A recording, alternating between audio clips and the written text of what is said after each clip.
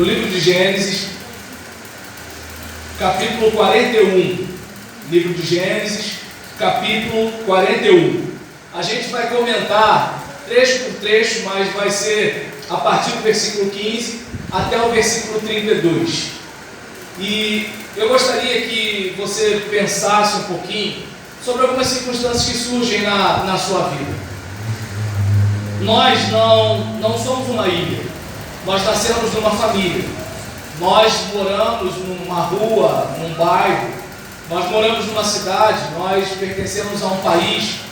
Então muita coisa que acontece na vida da gente não depende apenas da gente. Então algumas coisas ruins vão acontecer na nossa vida sem a gente ter procurado. Tem coisa ruim que acontece na nossa vida porque a gente é burro mesmo, mas agora nem sempre é assim.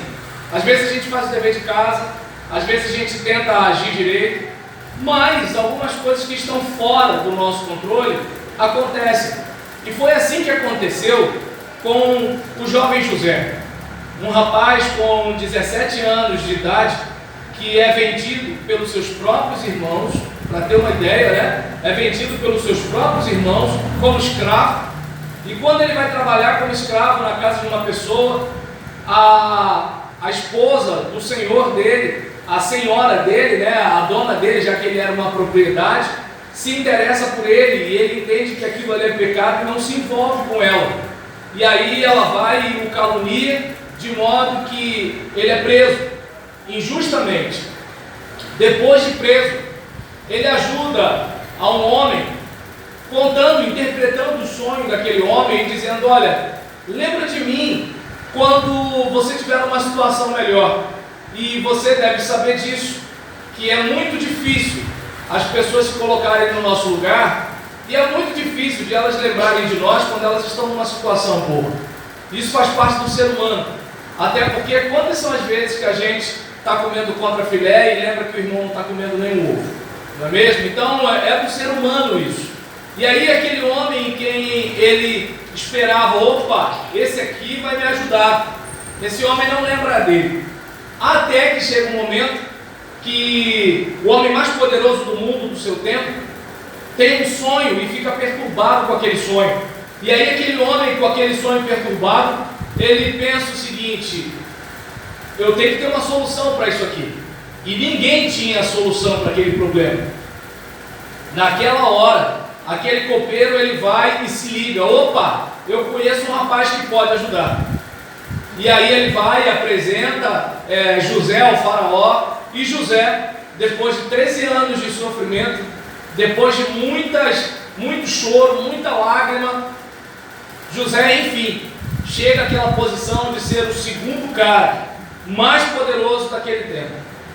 Mas até ele chegar a esse ponto, ele foi tratado como escravo, ele foi tratado como preso, ele foi humilhado, ele foi vendido, ele foi machucado, ele foi ferido emocionalmente, ele ficou longe da sua família. E aí, talvez você pense: mas o que tem a ver o que eu estou passando com a situação de José? Eu queria fazer um pedido para você através da mensagem dessa noite. Descanse em Deus, porque nada está fora do seu controle. Mais uma vez, descanse em Deus, porque nada está fora do seu controle. Talvez seja um diagnóstico que você não queria. De repente, imagina aquela pessoa, porque tem gente que não faz uma atividade física, né? Não levanta a mão nem para apertar o controle remoto. Ô bem, muda de canal para mim, né? Então tem gente que não tem disposição nem para isso, mas tem gente que faz atividade física. Uma pessoa dessa, ela faz de tudo para ser saudável. E aí vem o médico e fala assim: olha, você está com um problema tal. Ou então, eu lembro, eu sofro de asma induzida por exercício.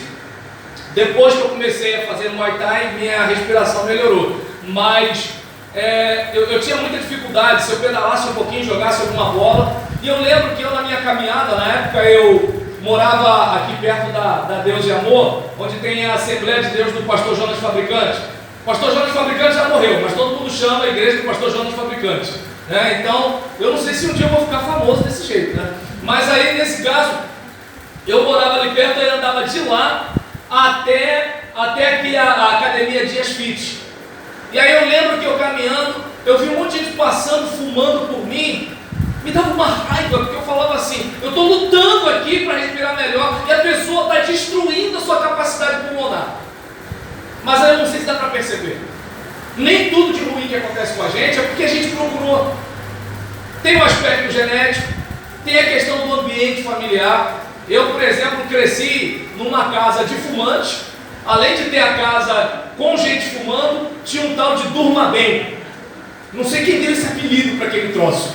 E aí, o nome do Durma Bem era Alerta, mas todo mundo chamava de Durma Bem, porque ele servia para matar mosquito.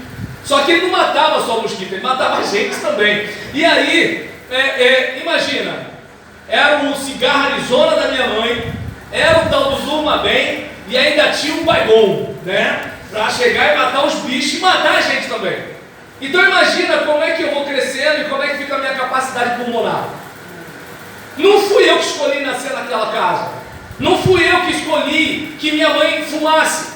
Não fui eu que escolhi ter uma saúde precária, um atendimento de saúde precário no meu país. Eu não escolhi essas coisas. Só que nenhuma dessas coisas foge do controle da mão poderosa do meu Deus. É aí que está a questão. Então, José passou por tudo aquilo, mas nada daquilo estava fora do controle de Deus. Aí talvez alguém diga, se Deus tem um controle, então ele é muito mal, porque como é que ele deixa tanta coisa ruim acontecer? Meu irmão, o dia que Deus falasse assim, eu vou acabar com a maldade, ele tinha que acabar com o ser humano, porque, vamos e venhamos, para acabar com a maldade tem que acabar com o maldoso. É claro, você deve estar achando assim, não, eu ficaria de fora porque eu sou bonzinho. Bem, Jesus disse, quando o cara não chamou de bom, ele falou, bom é Deus. Bem, Jesus disse, bom é Deus, mas se você quiser dizer que você é bom, ainda mais que a gente está em sucessão, eu não vou te contrariar, né? Eu estou aqui para te agradar.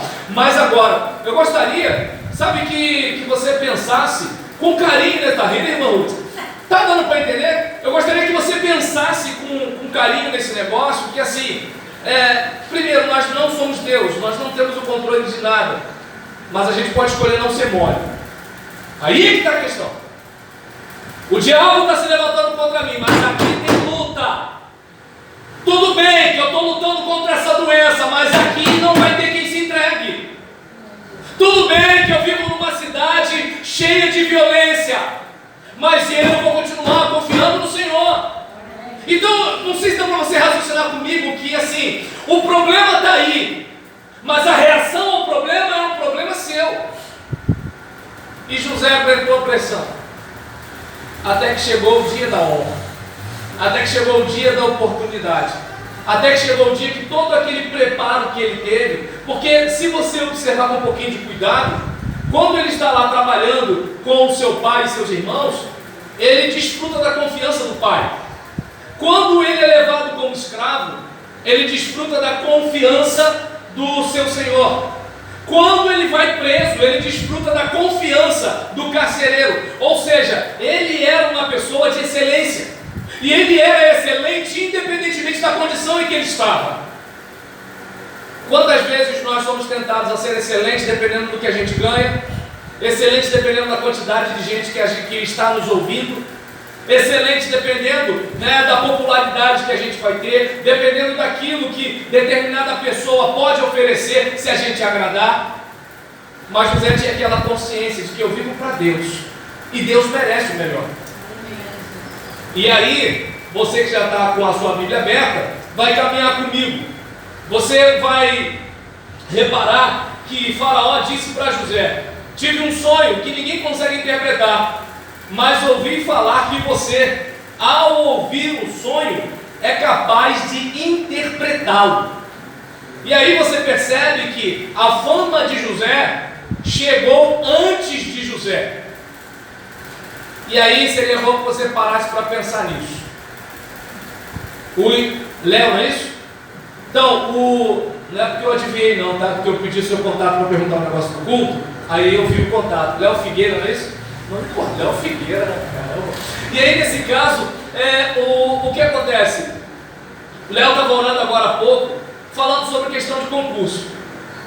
Aí, raciocina comigo o seguinte: se eu e você, é claro, não tem como a gente cobrar isso de uma criança ou de um adolescente, mas se eu e você pudéssemos voltar no tempo e não estudássemos para passar de ano, e estudássemos para aprender, como seria a nossa vida? Se, por exemplo, nós, ao lermos a Bíblia, lêssemos para aplicar nas nossas vidas e mudar a nossa conduta, como seria a nossa vida? Eu não sei se dá para perceber que o amanhã começa hoje, e a gente fica esperando o amanhã chegar, ou fica ansioso pelo amanhã, quando era para a gente fazer o seguinte: eu tenho que tomar uma atitude hoje. É como, por exemplo, estou com 45 anos de idade, há 5 anos dos 50, daqui a pouco meio século. Meu filho tem 2 anos, como é que eu vou fazer para acompanhar a sua adolescência e juventude? Eu tenho que cuidar da minha saúde. Não dá para quando estiver lá com 60 anos, 70 anos, ficar assim: meu Deus, eu preciso de um milagre. Eu tenho que começar agora. Então eu não sei se dá para perceber que muitas vezes nós não nos damos conta de que a nossa fama, ela é construída antes da oportunidade chegar. É aquele caso de repente, o cara é aquele camarada namorador, beliscou todas as meninas da igreja. Quando aparece a mulher da vida dele não quer saber dele. Por quê? Porque a fama dele chegou antes dele. E ela fala assim: eu não vou pegar nomes errados. Está cheio de tonta por aí, né? Elas estão descontroladas. Mas não é todo mundo. Não é todo mundo que quer um homem tonto. Então eu não sei se dá para perceber que muitas vezes a gente não se dá conta.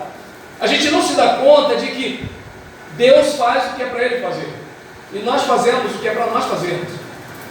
Tem gente que vive pedindo milagre, quando a questão não era milagre. A questão era pegar uma máquina do tempo, ir lá atrás e ter construído uma história diferente. Isso é que era para ser feito. E aí, quando o faraó fala: olha, eu ouvi falar que você é capaz. E aí, observa bem, Deus trouxe José à existência, cercou José de certas oportunidades para crescer. Tudo bem que foi sofrimento, foi tribulação, mas já viu alguém que cresceu na comodidade? Eu não lembro. As pessoas mais maduras que nós conhecemos são pessoas que passam por adversidades, por crises, por lutas, porque elas são obrigadas a se defender. Agora, gente que é difícil ser maduro é o quê? É gente que sempre tem alguém para resolver. É o que a gente chama de amamãezado. Eu sei que tem fulano, eu sei que tem Beltrano. Casar com um cara desse é uma desgraça.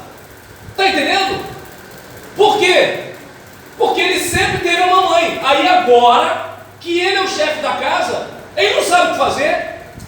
Agora um cara que desde cedo lutou para se defender, ele vai dar o jeito dele. Se você pegar, por exemplo, a atividade física, para você ter a musculatura desenvolvida, você vai ter que fazer mais esforço. Já viu a pessoa acamada como é que é? A perna dela é da espessura do punho. Por quê? Porque o músculo atrofiou. Então a adversidade da resistência muscular é que faz o quê? Faz com que o indivíduo está ali fazendo aquele esforço, e aí que ele está fazendo aquele esforço vai rompendo as fibras. E aí as fibras vão se rompendo e vai criando cicatriz, e a cicatriz vai fazendo com que o músculo esteja maior. Aquilo ali não veio de graça, veio com sofrimento. Aqueles homens que têm calos na mão, se você observar, por causa de quê? Sofrimento. Eu sou do tempo que a gente jogava bola descalço na rua e o pé ficava cascudo. Agora pede um guri hoje para andar descalço na rua. Por quê? O pé está fino. Não sabe o que é pisar no chão. Não sabe. Eu não estou aqui dizendo que você tem que andar descalço. Eu ouvi a pregação domingo e agora eu tenho que andar descalço porque eu sou macho. Pelo amor de Deus. O que eu estou dizendo é que ninguém cresce na comodidade. Eu não quero luta, irmão. Eu não quero luta para você. Mas eu só vou crescer à medida que as lutas vierem e eu enfrentar a cabeça, botar a guarda alta e partir para cima do inimigo. E o que a gente observa aqui, que Deus trouxe José à existência, cercou José de oportunidade, capacitou José para o sucesso, por meio da dor, mas fez isso. Deus faz a mesma coisa com a gente, ilumina a gente com a sua palavra. José não tinha isso, nós temos. Quando eu e você colhemos os frutos por obedecer a sua voz, os outros começam a quê? Engrandecer o nome dele. Existem pessoas que vão acreditar em Deus porque estão vendo você. E existem pessoas que não acreditam em Deus por causa da vida de alguns crentes. E é importante eu e você assumirmos essa responsabilidade. Eu estou nessa terra para testemunhar do Senhor. E o que eu estou testemunhando dele? Então José era um cara que, por exemplo, ele é escravo, está preso, foi vendido. E ainda assim, quando a mulher de Potifar chegou para ele, ai, se eu te pego, ele chega para ela e fala assim: eu não vou pecar contra o meu Deus. Tem gente que fala assim: já que Deus deixou passar por isso tudo, já estou largado mesmo. Aí, não sei se você lembra, Deus me deu, Deus tomou, bendito seja o nome do Senhor. Eu não creio nele por aquilo que ele faz, eu creio nele por quem ele é. E ele merece a minha fidelidade, mesmo que eu esteja na pior situação da minha vida. Isso é adoração. Então nós observamos aqui que Deus é engrandecido pela boca de Faraó por causa da vida de José. Eu tenho escutado falar de você, rapaz. Eu tenho escutado falar de que existe um poder sobrenatural sobre a sua vida. Que eu e você possamos pensar nisso, porque pode parecer bobeira, mas o seu vizinho está te olhando, seu colega de trabalho está te olhando. Se seus pais não são crentes, eles estão te olhando. Se seus filhos não são crentes, estão te olhando. E se tem gente difícil para a gente conseguir alcançar para Cristo, é parente, vizinho e colega de trabalho. Por quê? Não dá para ter máscara o tempo todo. Com esse pessoal, chega uma hora que a máscara cai. Não adianta. Eu tenho como fingir com vocês, ou amado, ou amada, mas eu chego em casa e começo a falar mal de vocês lá. Meu filho não é crente. Aí chega de noite e eu falo assim: meu filho, vamos para a casa do Senhor, é o melhor lugar para se estar. Fala sério, pai. Está dando para entender? Então é importante que eu e você paremos para pensar nisso. O mais fantástico é que o Senhor não deixe de nos honrar quando somos obedientes. Aconteceu com José e pode acontecer com você. Tudo bem que a honra de José demorou para chegar, mas nada que vale a pena vem na hora. Nada que vale a pena vem na hora. Já viu os competidores de Olimpíadas? Eles passam anos treinam desde novinhos, por causa de minutos ou segundos. E aí o apóstolo Paulo fala: se o atleta ele se esforça por causa de uma coroa corruptível, como é que nós não vamos nos empenhar por causa de algo tão tremendo que é a glorificação do Senhor na nossa vida por toda a eternidade? E então a gente observa aqui que Faraó coloca José lá em cima: eu tenho visto que você é um cara capaz. E a resposta de José é o quê? Isso não depende de mim, é Deus. Deu para entender? Deus é quem dará a resposta. E isso é importante. É importante. Eu estava conversando ontem com um casal de jovens na Igreja Batista em Parque Regina, que Deus tem aberto muitas portas para mim. E eu sei que tem mas muita gente melhor do que eu. Só que para mim, aceitar as portas que Deus abre é igual feio quando arruma uma namorada bonita. Não pergunta muito. Deus dá oportunidade, aproveita. Não é à toa que eu estou casado com a Gisele, entendeu? Eu não fiquei pensando muito se eu tinha condição ou não. Opa, deu um sorriso, vamos embora. E aí nesse caso, diante disso, o que acontece? A respeito desse assunto, eu gostaria que você pudesse entender que José faz o quê? Deus. É Deus quem vai fazer. Cheguei até aqui porque Deus tem me sustentado. Mas eu consegui esse emprego com o meu suor. Teve gente que suou mais do que você e não tem o emprego que você tem. É porque eu batalhei muito. Não vamos esquecer daquela mãe que apoiou, daquele pai que batalhou para aquele cursinho preparatório. Não vamos esquecer daquele chefe que te incentivou. Não vamos esquecer daquele emprego que te possibilitou sair e ir para o curso. Não vamos esquecer de um monte de coisa que você não controlava e estava na mão de Deus e contribuiu para que você se tornasse quem você é. Mas quem é arrogante não vê isso. Quem é arrogante acha o quê? Eu sou o que sou. E como o nosso irmão falou agora há pouco, eu sou só tem um. Eu sou só tem um. A gente no máximo está sendo, porque a gente muda. A gente muda. Há algum tempo atrás, se você apertasse aqui, você não achava nada. Agora você não precisa nem procurar. Deu para entender? Há um tempo atrás eu chegava aqui, abria aqui e via com uma tranquilidade. Agora eu abro o computador, não é porque eu sou metido não, tá velho? Agora eu pego o computador e faço o quê? Boto o zoom para botar a letra lá daquele tamanho. Sabe por quê? Porque a gente não é uma constante, a gente varia. Deus é imutável, nele não há sombra de variação. O que ele disse ontem, ele está dizendo. O que ele te prometeu, ele vai cumprir. Ele tinha poder e ele tem poder.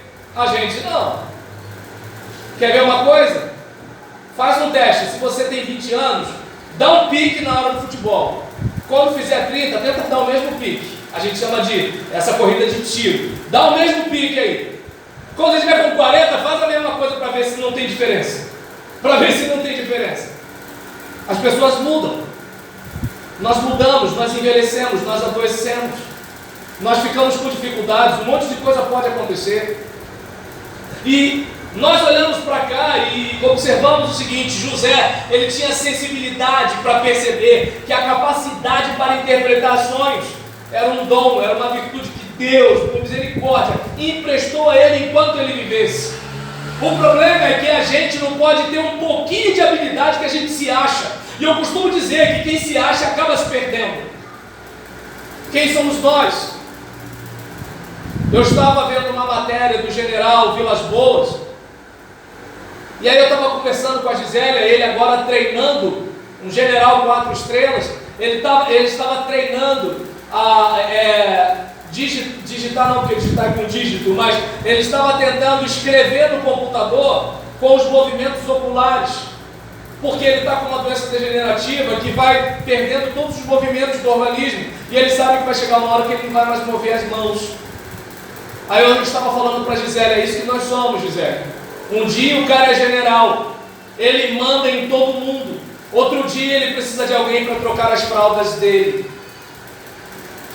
Adão, do pó você veio, Adão, e ao pó você vai voltar. Nós somos apenas barro e sopro.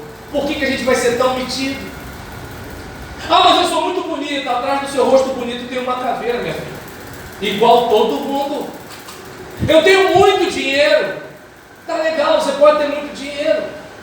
Mas se você tiver Alzheimer, o que vai adiantar você ter muito dinheiro? Para você. Pode funcionar para os seus netos, agora para você. Eu não sei se dá para perceber que a vida é como a erva e a glória da vida é como a flor da erva. Aí talvez os mais jovens podem pensar assim: ah, então estou tranquilo, minha avó vai morrer primeiro. Não é assim não. Está todo mundo na fila da morte, mas ninguém sabe quem vai primeiro. Às vezes a vozinha fica aí. E a previdência está mudando, os velhos não morrem, a previdência está aí, e os jovens que estão morrendo. Então eu não sei se você consegue perceber comigo, viu, pastor Rosa? Então, nesse caso, está dando para entender? Eu não sei se você consegue raciocinar comigo. Alguém riu, os mais novos não riram não, pastor. Então nesse caso, eu não sei se dá para perceber que assim, é isso que nós somos. A gente está aqui, daqui a pouco a gente vai embora. E quando a gente não vai embora, o que a gente faz com essa vida? Eu sei que eu posso morrer hoje, eu posso morrer essa semana, eu posso morrer amanhã. Ah, vira essa boca para lá, pastor. Eu sei que eu posso morrer hoje, eu posso morrer essa semana, eu posso morrer amanhã. Está dando para entender? Bate na madeira, eu sei que eu posso morrer hoje, eu sei que eu posso morrer essa semana, eu posso morrer amanhã. E é essa consciência de finitude que me faz pensar: eu tenho que fazer algo relevante com a minha vida. Renato Russo falou: temos todo o tempo do mundo. Ele não está mais vivo aí para contar essa história. Deu para entender? O tempo passa rápido. A vida passa rápido. Todo mundo que você está vendo de cabelo branco, um dia teve 8 anos.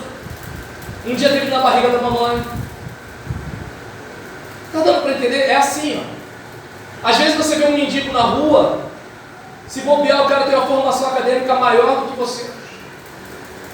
Está dando para entender? Existem coisas que a gente não controla, então vamos ser humildes. E quando as pessoas nos honrarem, vamos tributar a Deus a honra e a glória. Eu canto muito, tá legal, e se perder as cordas vocais? Eu toco muito, tá bom, e se quebrar todas as falanges dos dedos? Deu para entender? Eu jogo muita bola, e se botar um parafuso no joelho, como é que vai ser? E eu pergunto, qual de nós controla essas coisas? Daí a importância da humildade. De descer a casa do olheiro, ser moldado por ele, ser quebrado por ele. Humildade tem a ver com a palavra humus, no latim, terra. Então, de onde tem a palavra ser humano, né, do tirado da terra. Humano do latim, né, porque Adão é que vem do hebraico. E aí nisso, quando você é humilde, você tem os pés no chão. Não se deixe enganar nem para mais nem para menos. Tem gente que bota a gente lá em cima, não se deixe enganar. Tem gente que bota a gente lá embaixo, não se deixe enganar. Você não é nem aquilo que estão dizendo de você lá em cima, e você não é nem aquilo que estão dizendo de você lá embaixo. Tem gente que me acha metido, e tem gente que me acha humilde. Aí eu pergunto, eu sou quem eu sou ou eu sou quem eles são? Às vezes a pessoa é que é metida, e ela fica incomodada comigo. E às vezes a pessoa é humilde, e ela acha que eu tenho mais virtude do que ela. Deu para entender? Então a gente não pode se orientar por aquilo que todo mundo diz. Ah, eu sou muito bom porque disseram que eu sou bom. Nós somos o que a Bíblia diz que nós somos. E a Bíblia fala que o nosso coração é perverso e enganoso. É isso que a Bíblia fala. E fala que o Senhor esquadrinha os nossos corações. E essa Bíblia fala que eu e você temos que falar com Deus. Sonda, meu Deus, conhece o meu coração, prova-me os pensamentos e vê se há em mim algum caminho mau e guia-me pelo caminho eterno. Isso é o que nós precisamos fazer. E nisso que nós vamos colocando a nossa vida nas mãos dele, ele vai trabalhando nas nossas vidas e nós vamos vencendo as nossas próprias maldades. Porque boa parte da tragédia humana é causada pelo próprio ser humano. Do que se queixa o homem? Queixe-se dos seus próprios pecados. As pessoas, elas plantam uma abobrinha e elas querem colher maçã. Não tem como. Entende? Quem eu sou hoje, quem você é hoje, não surgiu do nada. Quem nós somos é uma série de construção. Vamos lá. Você não escolheu o lugar que você nasceu, mas você escolheu a pessoa que você namorou. De repente, seu primeiro namorado foi o cara mais legal do mundo. De repente, foi o mais pilantra. Nisso aí, ó, já foi dando um rumo para o seu caminho. Você escolheu com quem andar. Você escolheu seus amigos. Dependendo dos amigos que você escolheu, se seus amigos são todos concurseiros, sua vida vai ser pensar em concurso. Se seus amigos forem todos desocupados, mesmo que você trabalhe ou estude, você se acha melhor do que todo mundo. Aí você fica acomodado. Deu para entender? O que é o normal se não as normas? E o que são as normas se não aquilo que o grupo coloca? Se eu, por exemplo, tenho um convívio com um grupo de gente que acredita em determinada coisa, eu vou acabar absorvendo aquilo ali. E aí eu gostaria que você pudesse observar que José, ele tinha consciência. Os dons que eu tenho são virtudes que Deus me dá, que Deus por misericórdia me emprestou. Seu dinheiro hoje está na sua mão, mas já viu alguém que morreu levar caminhão de mudança para o cemitério? Já viu, por exemplo, algum bebê nascer com um tênis da Nike? Já viu? A gente vem sem nada e a gente vai embora sem nada. Tudo que a gente tem é emprestado. Eu tenho esse terreno? Tem não. Daqui a pouco a gente vai embora. E está arriscado o pessoal nem chorar direito da nossa morte. Ó, isso aqui, ó, vovó deixou para mim, mamãe deixou para mim. Não, é comigo. Aí o outro já chega com um caminhão, fulano. Deu para entender? a gente não tem nada. A gente não tem nada. Nada. Até a saúde a gente tem hoje, daqui a pouco vai embora. Então não sei se dá para perceber que eu não faço ideia de qual seja a sua capacidade, quais são as suas virtudes, eu não sei quais são os seus dons. Uma coisa eu sei, que a vida cercou você de experiências e a vida cercou você de oportunidades para que você aprendesse a viver e ensinar a outros. O que Deus me deu não pode parar em mim, o que Deus me deu precisa alcançar mais pessoas. O que Deus colocou na minha vida precisa alcançar mais gente. É importante pensar isso. Sabe, às vezes quando eu recebo um retorno dos vídeos, ou dos áudios, ou das mensagens que eu prego e posto na internet, eu fico feliz, que eu penso assim, meu Deus, como é que pode as coisas?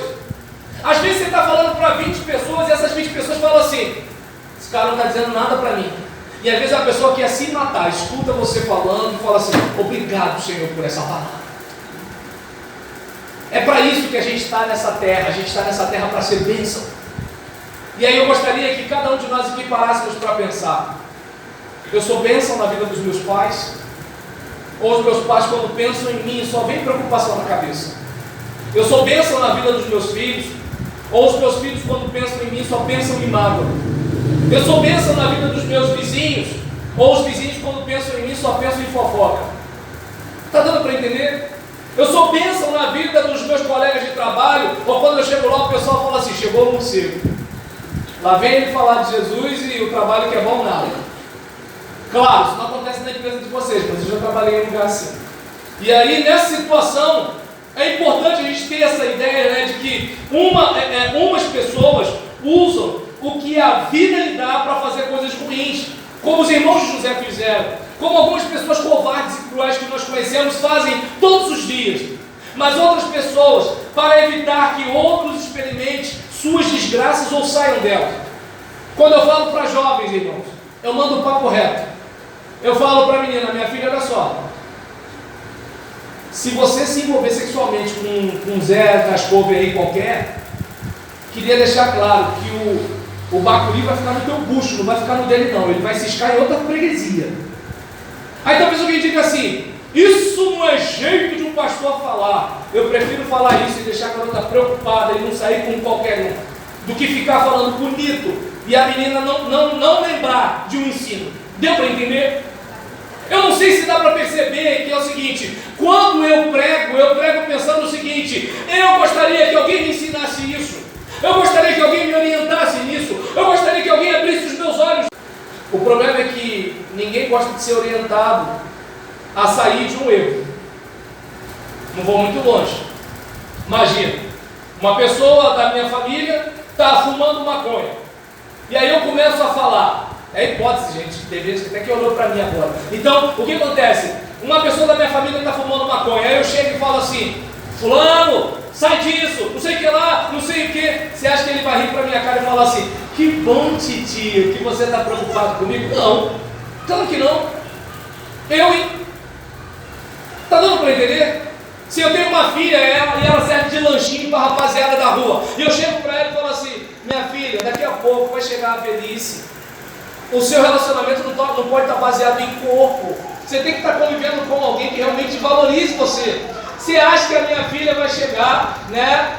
Você acha que ela vai chegar e vai falar assim, papai, obrigado por se preocupar comigo. Não, vai ficar chateada. Eu não sei se dá para você raciocinar comigo que ninguém gosta de ser repreendido, ninguém gosta de ser chamado a atenção. Mas alguém precisa fazer. E aí quando eu falo de ministério pastoral, eu lembro muito da minha mãe, Dona Maria de Lourdes Baptista da Silva. Eu vim aqui com ela na época do pastor Uberlândia. Minha falecida mãe. Quantas vezes eu fiquei chateado com ela? Porque as mães daqui são top, mas a maioria das mães são chatas. Elas pegam no pé. Eu não conheço esse rapaz.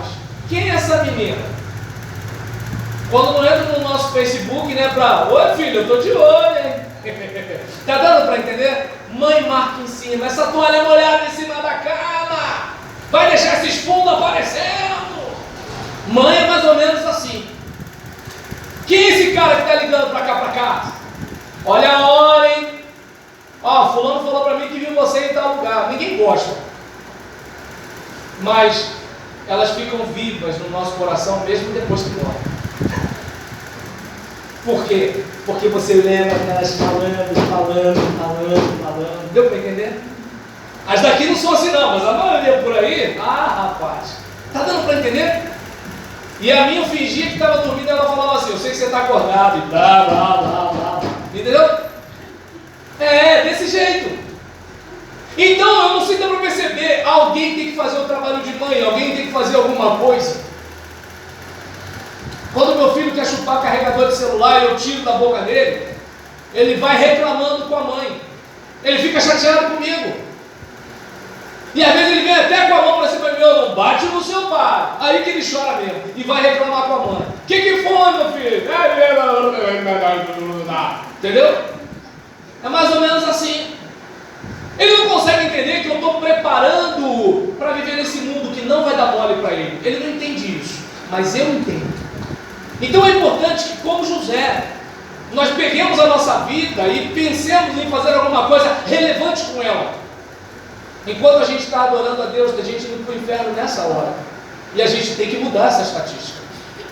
E aí, a gente, por exemplo, observa uma palavra simples na vida de José: humildade.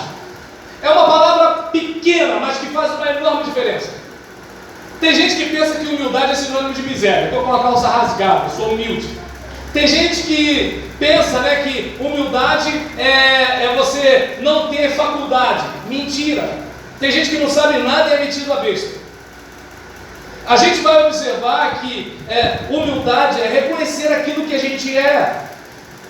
É a gente não se subestimar e nem se superestimar. Uma pessoa pobre pode ser arrogante, achando que é mais do que é. Que tal a gente reconhecer a grandeza divina e a finitude humana? Daqui a pouco a gente vai embora. Que tal a gente trilhar o caminho da humildade? De repente, é seu filho, mas seu filho pode estar certo. Que tal escutar?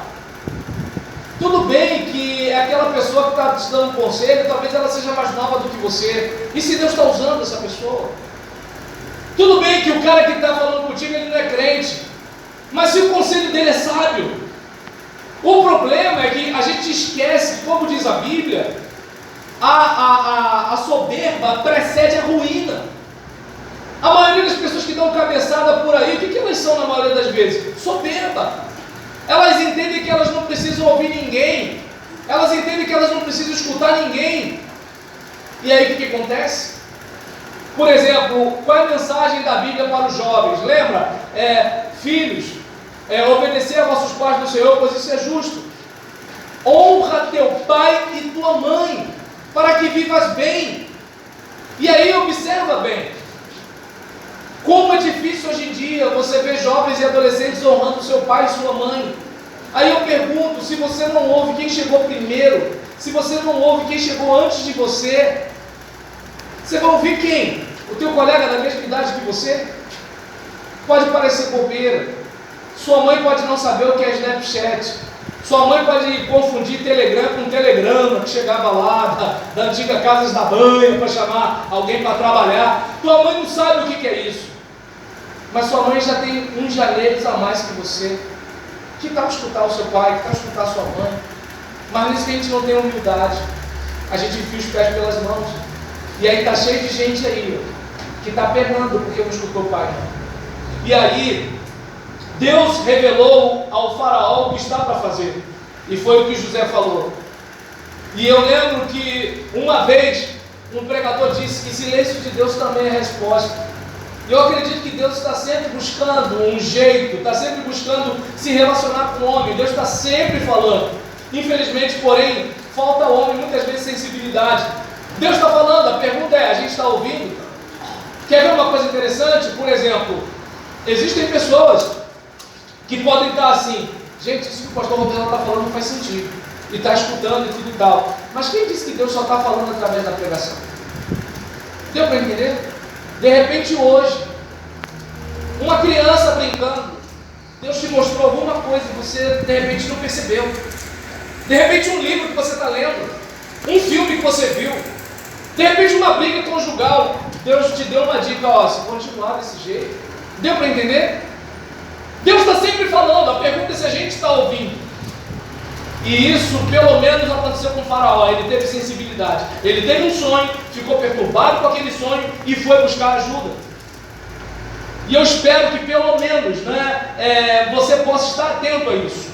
Deus quer falar com você. Ele está até falando com você agora. A pergunta é, você está ouvindo? Você sintonizou na frequência? Ou o rádio está no chiado? Esse é o caso. E aí José fala para ele, essa questão já foi decidida por Deus. Deus é soberano. E havia uma seca, e havia uma fome, acabou. Talvez pareça até determinismo da minha parte isso aqui. Eu até entendo que você possa pensar isso. Não. O que eu estou dizendo aqui é que é o seguinte, Deus, Ele sabe de todas as coisas. Nós aprendemos desde cedo que Deus é onipotente, ou seja, Ele pode tudo. Ele é onipresente, Ele está em todos os lugares. Ele é onisciente, Ele sabe todas as coisas. Ele é eterno, não tem início nem tem fim. Não tem como Ele não saber o que vai acontecer amanhã, depois de amanhã, daqui a 10 anos, daqui a 50 anos. Ele sabe. Mas eu não sei se dá para você perceber que a respeito dessas coisas, se Ele permite, Ele sabe por que permite. Ele sabe por que aquela pessoa te feriu. Ele sabe por que aquela pessoa te ofendeu. Ele sabe por que aquela pessoa te machucou. Ele sabe por que você nasceu naquele lar tão disfuncional. Ele sabe por que o seu pai saiu de casa. Ele sabe por quê. Ele sabe por tudo que você passou. Ele sabe. A questão não é o que a vida faz com você. A questão é o que você faz com o que a vida fez com você. Meus pais se separaram, eu tinha só 8 anos de idade. E a cada ano de casamento que eu faço, eu fico com aquele sentimento. Eu quero que meu filho, no dia dos pais, possa me ver na escola. Eu quero que meu filho cresça e me peça conselhos. Eu quero estar perto dele. A vida a dois é fácil? Claro que não. Não sei se de repente eu perco ponto aí, mas eu brigo com a minha esposa, tá, gente?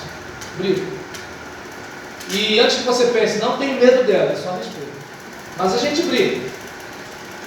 Só que quando eu penso em nós dois, eu não penso só em nós dois, eu penso em nós três. Porque eu não quero que meu filho passe pelo que eu passei. Agora, por que eu sinto tanto isso? Porque eu sei o que é estar nessa pele. Deu para entender? Então eu não sei se dá para você perceber que as lutas da vida, elas podem contribuir para você se tornar uma pessoa melhor. A questão é se você pega, eu já ia falar pega a visão, mas aí o pessoal ia lembrar da novela, né? Vai pegar mal. Mas assim, eu gostaria que você ficasse atento a isso. E aí, meu irmão, Léo, faz então o fundo que você souber fazer, tá bom? Para ficar um clima de que está terminando. Está terminando, tá, gente?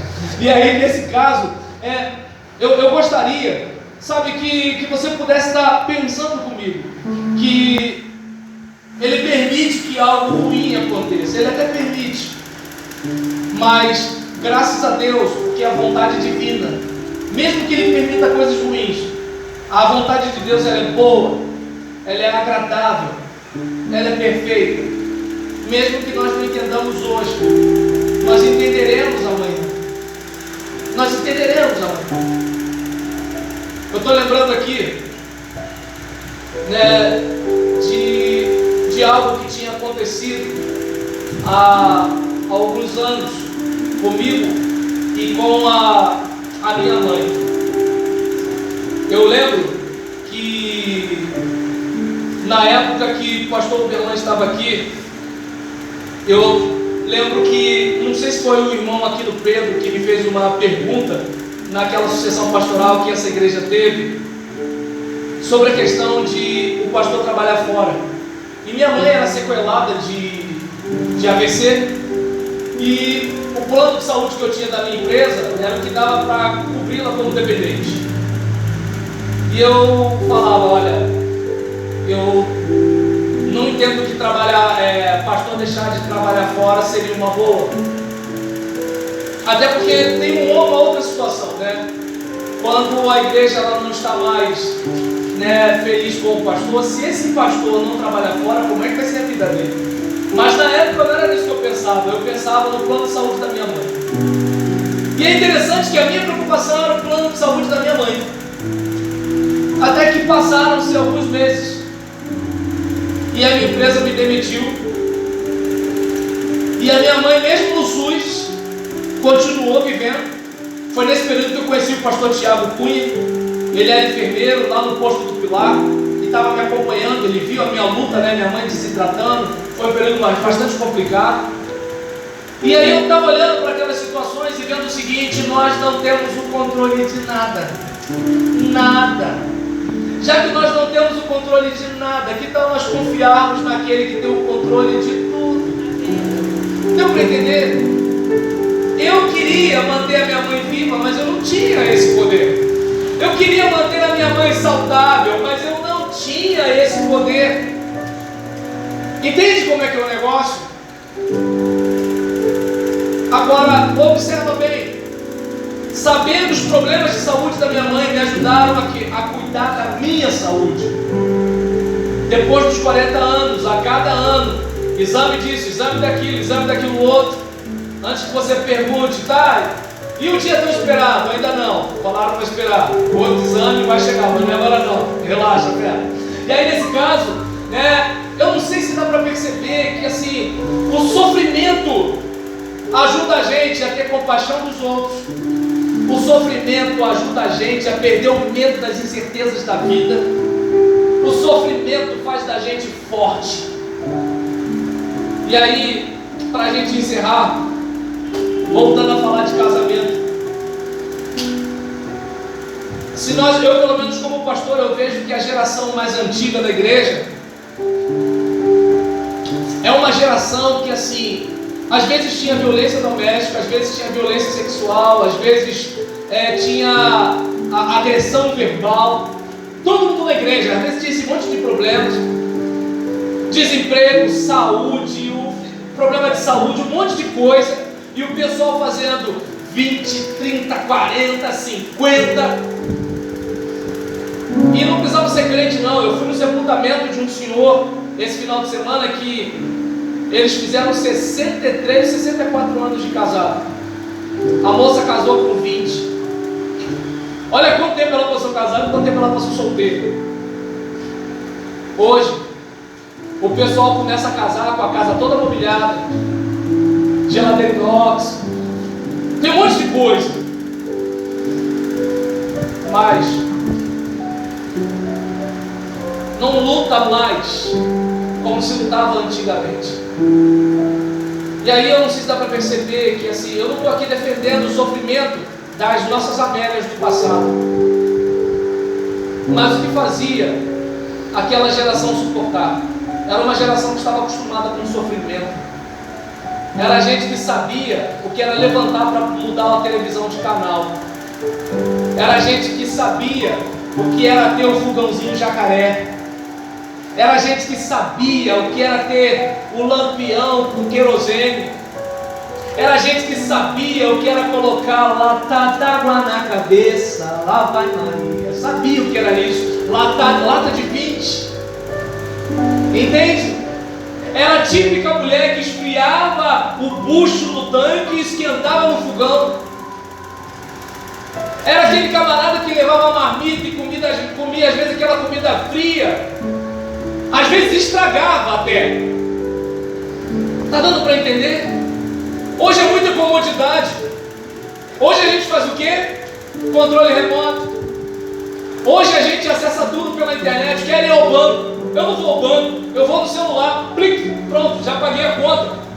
Não tem praticamente sofrimento. Não tem.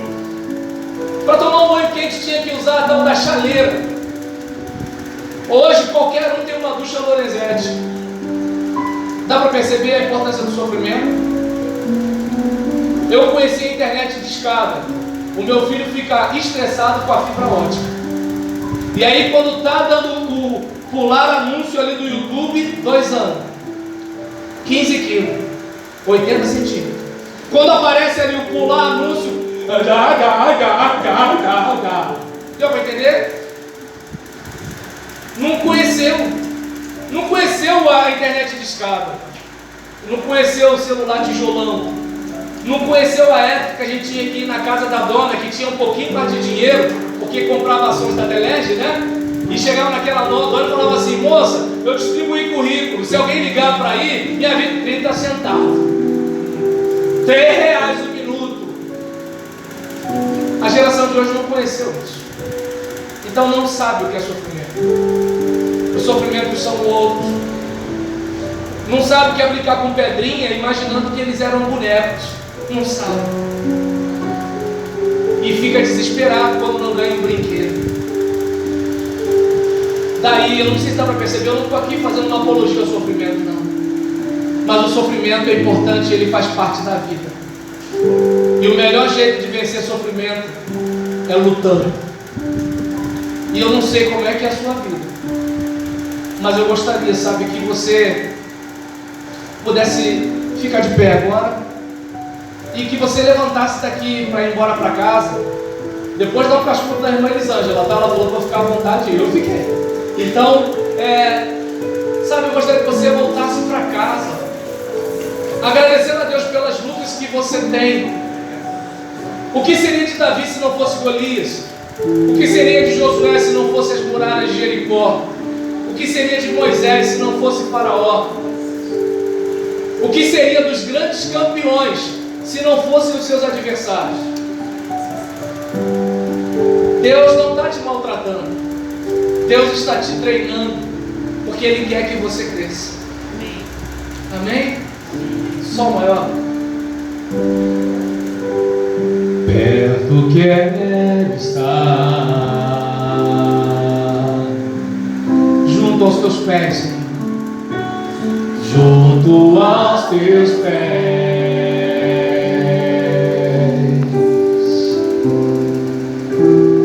pois prazer maior não há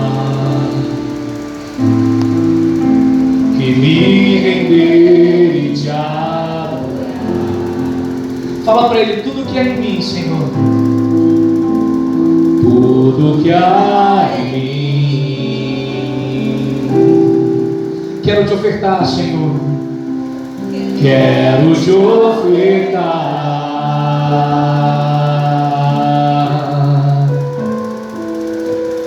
mas ainda é pouco, eu sei. Se comparado ao que não sou apenas servo, Deus. Não sou apenas servo, teu amigo me tornei.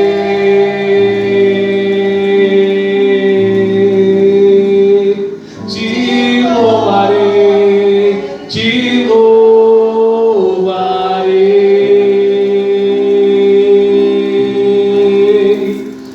Não importam as circunstâncias,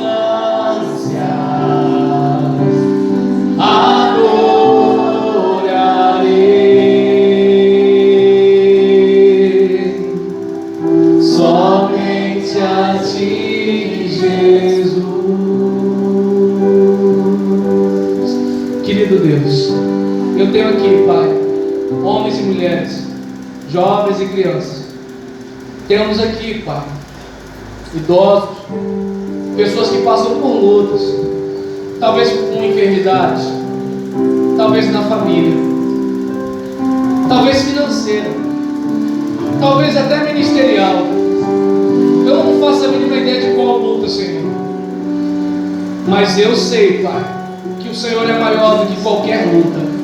Então, ó Deus, em nome de Jesus, unge os olhos dos teus filhos, para que eles percebam que maior é o exército que está conosco do que o exército que está com o inimigo. Ah, Deus, faz o teu filho e a tua filha perceber que o Senhor é o Deus que cura, que o Senhor é o Deus que transforma, é o Deus que liberta, é o Deus que restitui, é o Deus que restaura, mas que mesmo que venha acontecer, ainda assim é o nosso Deus e nós o amaremos e o louvaremos, porque o Senhor é tudo para nós.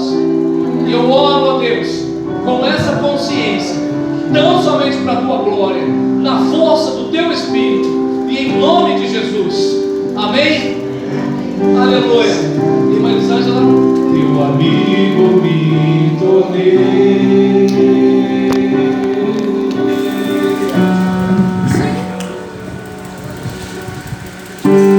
Te louvarei. Não importa mais se a tua luta vai passar, porque Deus tem vitória pra gente. Adorarei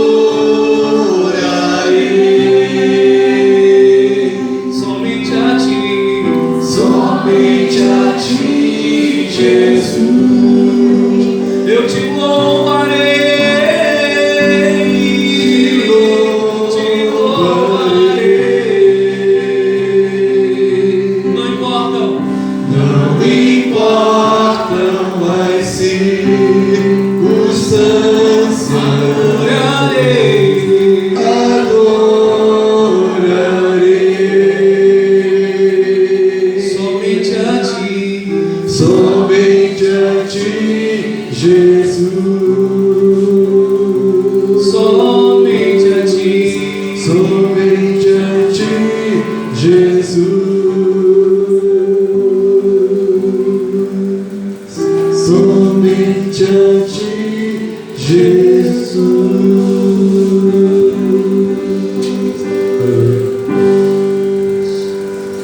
Que a graça salvadora do Senhor Jesus, o amor de Deus, nosso Pai, e a comunhão do Espírito Santo seja com todos que amam e aguardam a vinda do Senhor.